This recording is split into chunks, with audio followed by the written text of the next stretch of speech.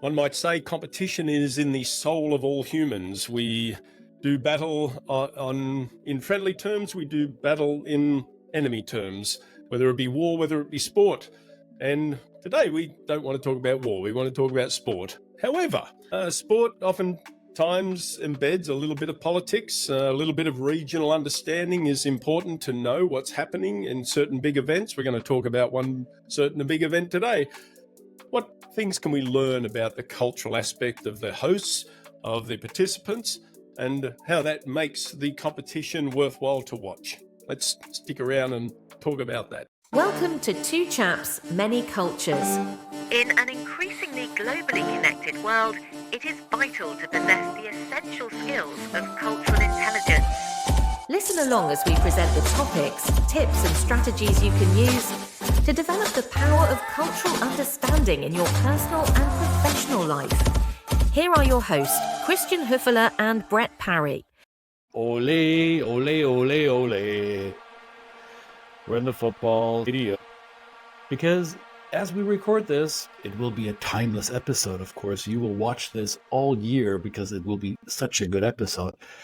But as we recorded, the Euro Cup, the UEFA Euro Cup, the soccer tournament. Did I say soccer? I meant football tournament.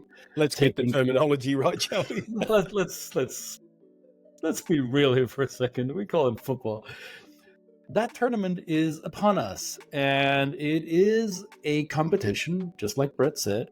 It is also a festival of nations and cultures culminating in this event in the stretch of 4 weeks of high-pressure tournament excitement, players traveling around, meeting in stadiums, fans following them, cheering them on, and chanting weird stuff in stadiums. So that's what we're talking about here today, the Two Chaps, Many Cultures, the show about the business of culture and the culture of business, and Brett, the show where too much culture is barely enough. That's it. So you need to ring that bell, push the button to subscribe, because we got other stuff outside of football that we talk about. And of course, you want to watch all of that, and you don't want to miss any of that. So make sure to subscribe, will you? Thank you. So now that the ref blew the whistle, let's dig right into this. Euro 2024, the European Championship of Football, hosted by my home country, Germany. And I actually am spending, as this is airing, I am spending time in Germany as the tournament unfolds, trying to scalp maybe a ticket to enter one. Did I say scalp? No, legitimately purchase a ticket. Sorry, I misspoke. Now, yes, competition, and also a friendly coming together of people. And if previous tournaments of that nature, especially in Europe, have proven that Europeans do get along and they can celebrate together without getting into each other's hair, then I certainly have high expectations for this tournament. Because last time Germany hosted a football tournament was in 2006. They hosted the World Cup. That turned out to be the summer fairy tale, the Sommermärchen, that completely changed the image of the country around the world. All of a sudden, people realized, wait a minute, the stereotypes we thought we had about Germany and the Germans, yeah, sure, some of them might still be true, but look at this. We didn't expect this. Is that what the German team looks like? I mean, we don't watch football all the time, but when we think of Germans, they're like 10 feet tall and blonde and have blue eyes. And look at these guys. They're all the colors of the melanin spectrum. Melanin spectrum. God, know your words, Christian. So Germany had the chance to present itself in a new way, and it will have yet another chance during quite challenging times for Europe, wouldn't you say, Brett? I mean, you spend significant time there as well. Yeah, and I will be there as you will be. We'll be traveling through Europe, and with my connection through my Polish wife in that region of the world, certainly not a country immune from conflict, but also a country that loves its football, and its players are well respected on the world stage within Europe and other parts of the globe. And of course, I grew up around a lot of this culture in my country of Australia too. So that connection with that spirited competition is really heartfelt for me. But of course, as an observer from a distance, I really never understood until, you, Christian, told me about that, what it meant for Germany in terms of to the World Cup back in that stage. I mean, I remember watching the tournament and I was fascinated with it. But since I've gotten to know you and how you framed it and helped me understand how other Germans framed it, I thought it was very impactful for me to learn that. And I'm going to probably look at this tournament through those eyes, drawing on the conversation that you and I had with a group back in Munich in last December around how Germany is seen, right? And how it's probably as much as my responsibility too, as not only as your friend and, and a colleague, but also to tell a different story about Germany, through the knowledge that you've given me. That's everybody's responsibility. I think every nation partaking in these tournaments, whether it be a football tournament, Olympics, or whatever global competition, allows a country to tell a story about itself. And the teams or the athletes representing a nation are the proxies for doing that, right? Is that an accurate representation of an entire nation? Probably, most likely not, right? It is simply a sports tournament, and yet it takes on a metaphoric meaning. At least it did so for post-war Germany. Every country has a national narrative. There is a story we tell each other people about who we are, right? Every country has that story. It's usually based in some kind of mythology about some heroes and some villains, some halo people and some people with horns, and what we like and what we don't like and what makes us who we are. And that story for Germany had to change after World War II and the Nazi dictatorship and the Holocaust. The old stories literally fell out of favor because they served nobody. So a country blown to pieces, imploding with the weight of its own crime against humanity, had to come up with a new narrative. And I think football just happened to Germany as a narrative. It was not by design. Nobody said, okay, let's be good football players and let's make that our new country story. That wasn't a plan. It happened. And it continued since the 1950s. And if you travel the world and if you go into different countries, you will, no matter where you go, you will likely see the flags of that particular nation being made in public. That's kind of the regalia. That's the iconography of a country, is its flag and other national symbols. But you'll see flags flying, especially here in North America and the United States. You can barely go anywhere without seeing stars and stripes. And if you've ever visited Germany, you will notice the absence of the German flag in public. It is rarely seen anywhere, except for those tournaments. So if you happen to be in Germany between June 14 and July 14 of 2024, you will most likely see a lot of black, red, and gold stripes. You will see the colors, because that's the only time Germans allow themselves to show some kind of national pride or to display some kind of, I wouldn't even call it patriotism. It's this, okay, now it's a tournament. Now it's okay to do this. Now we're not being overly nationalistic or patriotic. We're just supporting our team, right? And we use a flag to do that. It's really striking how a country that usually doesn't think about patriotism at all becomes very much that during such a tournament. Yeah, and I love watching that, but we see that, yes, we're both in the US, of course, and we see these flags flying pretty much every day, and it becomes, I guess, this is a personal, I'm not making a comment about it. It's just, for me, a personal, a lack of kind of variation, and because it's always there. So, every day is a patriotic expression, and it's expected to be so in this country.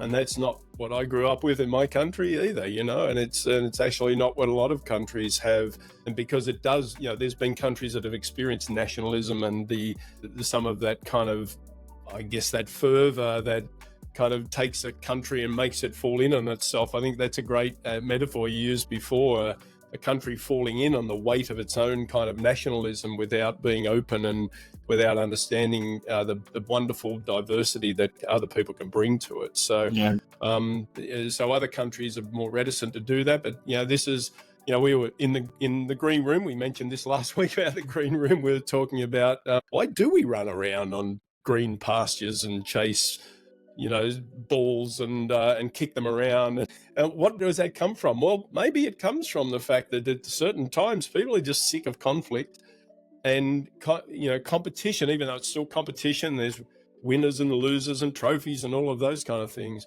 At the end of the day, it's kind of what I like about my favorite sport of cricket.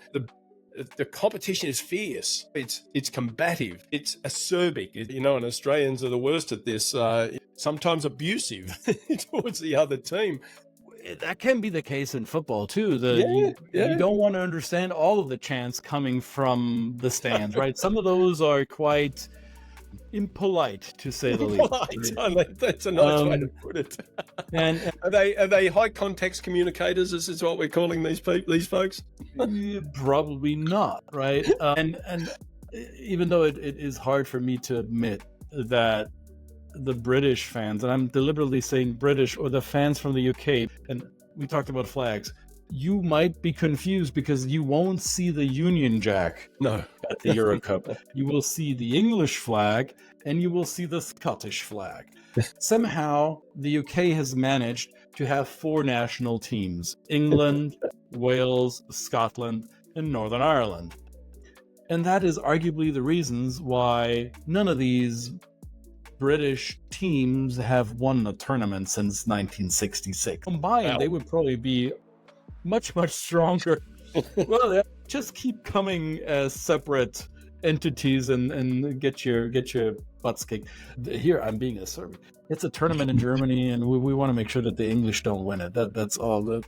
That's the whole process. We'll do our best. The English will probably respect that because they want to kick our butts. But the English fans, and I think the Scottish fans too, but more so the English fans, they can be quite low context communicators in the stands, and yet very elaborate in their insults against their opponents, right? Yeah. Where this English sarcasm comes through the chants in the bleachers, whereas Germans, who are not very, how do I say this without insulting my own people? German fans are just very literal. They will say F you and whatever it means to the opposing team, right? There's no nuance and stabbing behind the back kind of chant. It will be more a punch on the nose. So that will be all there is, ideally, in form of confrontation and belligerence. Right? The rest of it is singing, dancing, sure, drinking a little bit, and parading through the towns and flying the flags and the colors of one's football squad. And the fact that Germany can host all these guests during the course of 4 weeks, this is an important thing for German society.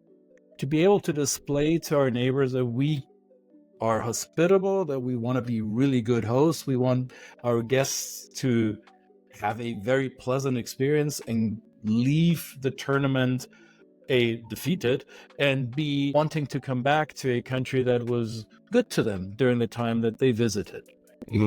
And it is also a symbol of, I think, of European unity in a time when the continent is undergoing some challenges to its political and societal integrity with the Russian aggression against Ukraine. That is something that is troubling a lot of European nations, many of them participating in the Euro Cup. Poland is, Hungary is, Serbia is. So a lot of the countries bordering or near Ukraine are concerned about this. And the Ukraine itself qualified for the Euro Cup despite all odds, right? So there will be some level of celebration around that this team in blue and yellow will play on the international stage, and they will be, I predict this, they will be warmly welcomed in every stadium they enter. Yeah, I bet, and rightly so, right? Yeah. Well, I mean, this is an important topic. I mean, I guess it's a little deeper than when we watch these type of sporting events. I think, Christian, you're the same as me. I like to kind of watch it. Yes, I love the sport. I love the game. I'm not as knowledgeable as you in the terms of the background, the players and things like that. I've kind of been disconnected from that. But I love the tournament. I love the games. I love the competition. But I also love watching the cultural interplay and the messaging that comes through different, whether it be media outlets, whether it be kind of commentary shows that talk about this, and whether it be the players themselves and how they describe their experience in this. You know, I mean, the world really looks and puts their eyes on a location, and of course, then how the hosts, show up for their tournament as well. And even if you're not interested in football whatsoever, I would invite you just tune into some of those matches just for the beginning as they play the national anthems and as the camera moves along the team that is lined up, and look at the names of the players in those nations. And you will probably be surprised by some of the names of the players that play for a certain nation. You will find a Swiss national player by the name of Granit Xhaka, and his last name spells, I believe, with XH. Those are the first two letters. That is neither German nor French, nor is it Italian, the three dominant languages in Switzerland. No, I think it's an Albanian name. So his family immigrated to Switzerland before he was born. And this is just one example. You'll find a player on the German squad who has a Turkish name. He's actually the Germany squad's team captain, has a Turkish name, right? His name is Gündoğan. And you'll find that in many of the teams that participate in this tournament, showing that we are mixes, we are mutts, we are not homogenous entities in these countries.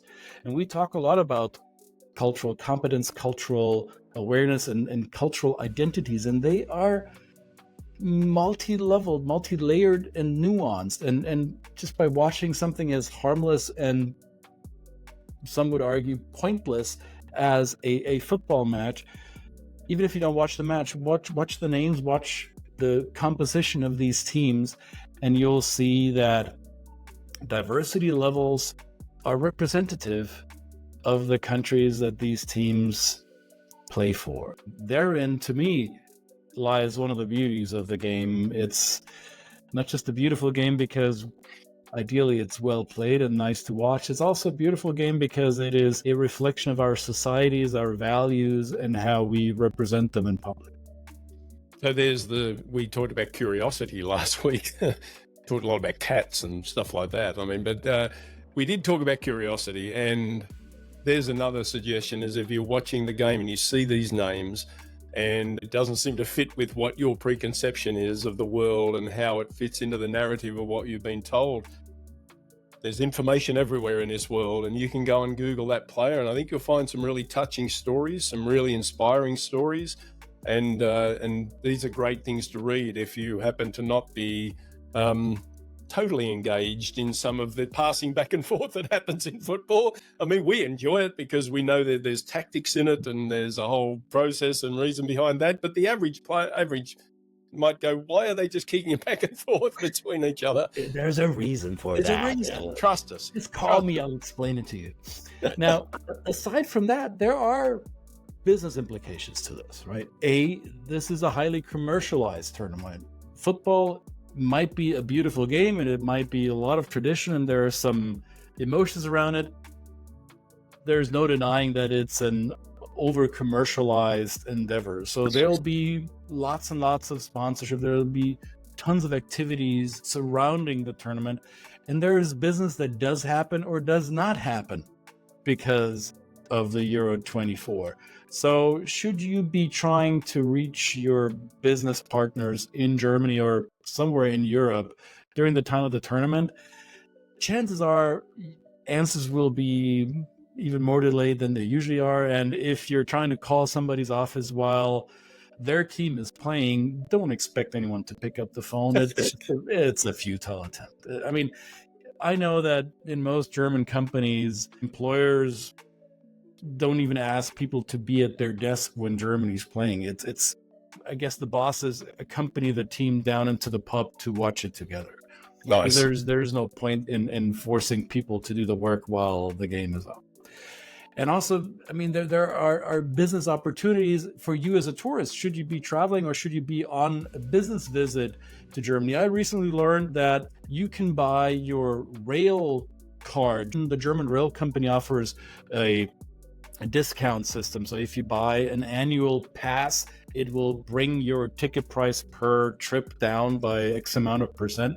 And usually you have to buy the 12-month ticket. Now for the Euro, they said, hey, here's a 3-month ticket for a reduced price. And they said, get this, the boring kind of stale German rail system said, if Germany wins the Euro Cup, your 3-month pass will automatically be good for 12 months. That will be our gift to you. So that's the incentive you will get for buying the rail ticket by not taking a car or not taking an airplane and polluting the environment a little less. There is some positive spin effects coming from such a pointless thing as people in short pants and cleats chasing a ball on a green field for 90 minutes. Absolutely. And a good way actually to connect, even if you're not going there, is that if you're doing business from the US with countries that are involved in this tournament, why not again go and do a little bit of research around the team that perhaps you may think that your counterparts in these countries may be following, and just break the ice a little bit with them and show some interest, because if they're followers and they're supporters of their local country team, this can be a good way to get to know them a little bit more and show them that you're interested in something that's culturally appropriate for them or culturally important for them. So, yeah. By the way, it doesn't have to be a European colleague, because at the same time as there's Euro Cup in Europe, there's Copa America happening in the Americas. If you're in the US or in Canada, the Copa America is hosted in the US at the same time, June and July. You might not hear about it at all because it's outside of your conscious awareness. But your Mexican friends, your Brazilian colleagues, your business connections from Argentina or from Jamaica, they are definitely interested. What a way to connect. What a way to show your curiosity. Here's another layer. The T20 Cricket World Cup is taking place in the US. Who'd have thought? When? In June as well? It starts in June, goes through to July. I mean, really, we steal our catchphrase from a sporting show in Australia where these two guys used to say too much sport is barely enough. I would argue that there is a plethora of sport to be able to be taken advantage of during these coming months. Cricket may not be everybody's cup of tea, but it is certainly mine, and I'll be following the Cricket World Cup, and for once I don't have to get up at midnight and watch the games. So that's even better for me. Good for you, my friend. All right then. No predictions here. Who will win the tournament? It's Germany, of course. No predictions at all. We'll see how this plays out.